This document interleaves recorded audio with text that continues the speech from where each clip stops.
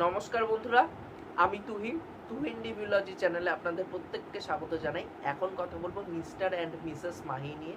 এই সিনেমাটা নেটফ্লিক্সে মুক্তি পেয়ে গেছে। তা কিছুদিন আগেই হলে মুক্তি পেয়েছিল সিনেমাটা। আমার হলে গিয়ে সিনেমাটা দেখে হয়ে ওঠা হয়নি সেই টাইমে। তা নেটফ্লিক্সে আমি দেখলাম কালকে রাত্রিবেলা। তা কেমন কী লেগেছে এই সিনেমাটা আজকে আপনাদের সাথে সেটা নিয়েই আলোচনা করব। তা দেখুন, এই সিনেমাটার গল্পটা হচ্ছে যে যদি ছোট্ট করে বলি, তা এখানটায় দেখানো হচ্ছে যে রাজকুমার রাও একজন ক্রিকেটার। সে ক্রিকেটকে ভালোবাসে, কিন্তু সে তার জীবনে হচ্ছে খুবই অ্যাভারেজ একজন ক্রিকেটার। তার মধ্যে টেকনিক আছে, বাট সেই যে ক্রিকেটারের যে একটা মানে স্পিরিট, মানে যে সত্তাটা, সেই জিনিসটা তার মধ্যে নেই। এবং অন্যদিকে যার জন্য তার বাবার কাছে, তার পরিবারের কাছে ছোট হতে হয় বারে বারে। আর অন্যদিকে হচ্ছে যে জাহ্নবী কাপুরের ক্যারেক্টারটা, সে একজন পেশায় ডাক্তার, কিন্তু সে ক্রিকেট খেলতে ভালোবাসে। তার মধ্যে যে ক্রিকেটার সত্তাটা আছে সেটা রাজকুমার রাও কোথাও না কোথাও গিয়ে বার করে আনছে, কারণ বিয়ের পর সে জানতে পারছে জাহ্নবী কাপুরের যে ক্রিকেট তার পছন্দ।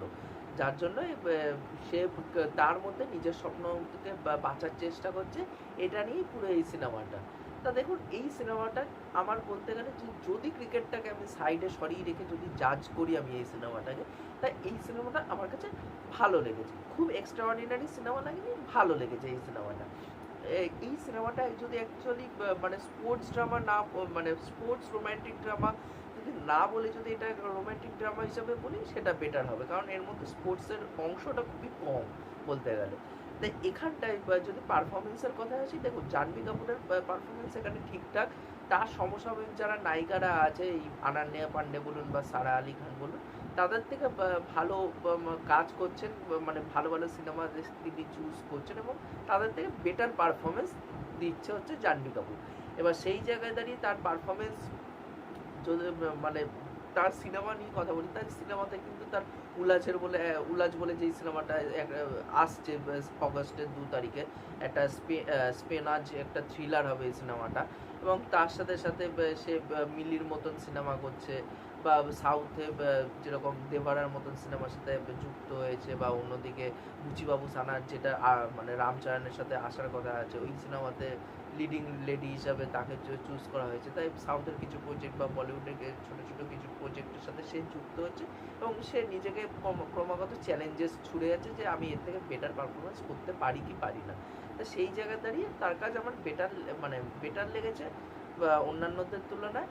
আর এখানে রাজকুমার রাও কিন্তু এই সিনেমাতে নিজের কাঁধে কিন্তু যথেষ্ট সিনেমাটাকে টেনে নিয়ে গেছে, এবং তার জায়গায় যতগুলো পারফরমেন্সের সিনগুলো আছে সেগুলো সত্যি খুব ভালো। এবং তার পারফরমেন্স এবং তার ক্যারেক্টারটাই এমন যে আপনি কিন্তু ক্যারেক্টারটাকে মানে ক্রমাগত কোশ্চেন করবেন। খুবই কোশ্চেনেবল একটা ক্যারেক্টার কিন্তু এই রাজকুমার রাওয়ের, সেটা আমার খুব ভালো লেগেছে। এবং কুমুদ মিশ্রের অভিনয়, তার ছোট্ট পরিসরের রোল, বাট যেটুকুনি জায়গায় ছিল তারও অভিনয় খুব ভালো। রাজেশ শর্মা, তারও ছোট্ট রোল, কিন্তু ভালো অভিনয় করেছেন তিনি।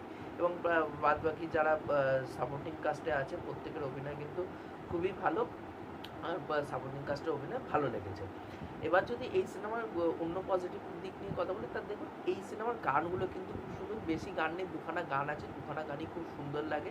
সিনেমার ন্যারেটিভের সাথে খুব সুন্দর করে সেটারে জেলিং করা হয়েছে, সেটা খুব ভালো লেগেছে। এবং ধারমার যেহেতু এটা সিনেমা, একটা যদি মিডিল ক্লাস ঘরেরও বিয়ে দেখায়, সেটাকেও পুরো রাজকীয়ভাবে সেটাকে শ্যুট করা হবে, সেটা কিন্তু এখানটাও রাখা হয়েছে। সেই বিয়েটাকে পুরো রাজকীয়ভাবেই শ্যুট করে ল্যাভিশলিভাবেই দেখানো হয়েছে, সেটা দেখতে কোথাও না কোথাও খুবই ভালো লাগছে। এবং রাজকুমার রাওয়ের সাথে জাহ্নবী কাপুরের একটা সিন আছে, সে যেহেতু জাহ্নবী কাপুর রাজকুমার রাওয়ের থেকে অত ভালো অভিনেত্রী নয়, কিন্তু জাহ্নবী কাপুর ভালো কাজ করেছে ওখানটা, কিন্তু কোথাও না কোথাও কিন্তু জাহ্নবী কাপুরকে কিন্তু মানে একেবারে মানে ওখানটা খেয়ে ফেলেছে বলতে গেলে। মানে ওই ওই সিনটাতে জাহ্নবী কাপুরের থেকেও খুব দুর্দান্ত লাগে আমার তাকে। তারও অভিনয় ওখানটা কিন্তু খুবই সুন্দর লেগেছে। আর তার সাথে সাথে মানে ওই ড্রামা পোর্শনগুলো সিনেমাতে যেইভাবে আসে, সেই ড্রামা পোর্শনগুলো কিন্তু খুবই ভালো লাগে। বিশেষ করে কুমুদ মিশ্রের সাথে যেই ড্রামা পোর্শনগুলো আসে, সেই ড্রামা পোর্শনগুলো কিন্তু খুব সুন্দর করে ওয়ার্ক করে, সেগুলো কিন্তু ভালো লাগে। এবং ওভারঅলে তাদের যে কেমিস্ট্রিটা এই সিনেমার মধ্যে দেখানো হয়েছে, সেই কেমিস্ট্রিটাও খুবই ভালো।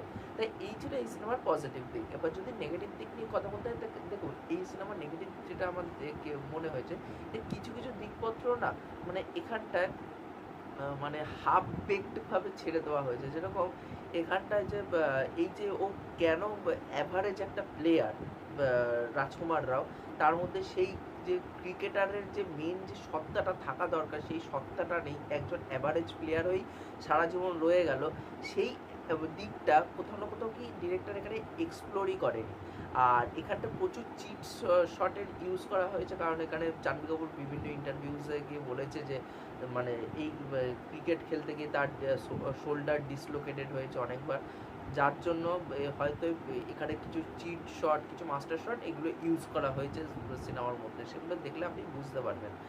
আর এখানটায় যেটা দিকটা যে রাজকুমার রাওয়ের তো ওই দিকটা বললাম, এখানটায় রাজকুমার রাওয়ের একটা ভাই আছে, আপনি ওই ক্যারেক্টারটাকে বুঝতেই পারবেন না যে এটা রাজকুমার রাওয়ের ভাই কি ভাই না, মানে তার ক্যারেক্টারটা মানে রাখতে হয় রেখেছে, তার দিকটাও এক্সপ্লোর নয়, এবং তার সাথে সাথে তার ভাইয়ের সাথে যে সম্পর্ক রাজকুমার রায় সেটা তুলে ধরা হয়নি ঠিকঠাক করে।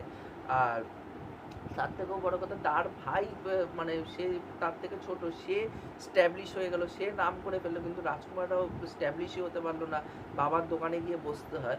সেই জায়গায় সেই জিনিসটা যদি স্ট্যাবলিশমেন্টটা যদি আরও বেটারভাবে হতো তাহলে দেখতে আরও ভালো লাগতো। তাই এই জিনিসগুলো খারাপ লেগেছে বলে আমার মনে হয়। তো ওভারঅল সিনেমা আমার ভালো লেগেছে, ওয়ান টাইম ওয়াচ বলে মনে হয়েছে। মানে এই এই সিনেমাটা যদি আপনারা না দেখে থাকেন হলে গিয়ে, তাহলে অবশ্যই একবার চেক আউট করতে পারেন। এটা নেটফ্লিক্সে এখন অ্যাভেলেবেল হয়ে গেছে, আপনারা ওখানে চাইলে দেখতে পারেন। আর যারা এই সিনেমাটা দেখেছেন তারা অবশ্যই নিচে কমেন্ট করে জানাবেন যে আপনাদের এই সিনেমাটা কেমন কী লেগেছে। আর এই ভিডিওটি ভালো লাগলে অবশ্যই লাইক শেয়ার সাবস্ক্রাইব করে দিয়ে যাবেন, তাহলে মোটিভেশন পাবো নতুন নতুন ভিডিও বানানোর জন্য। এখনকার মতন টাটা, বাই।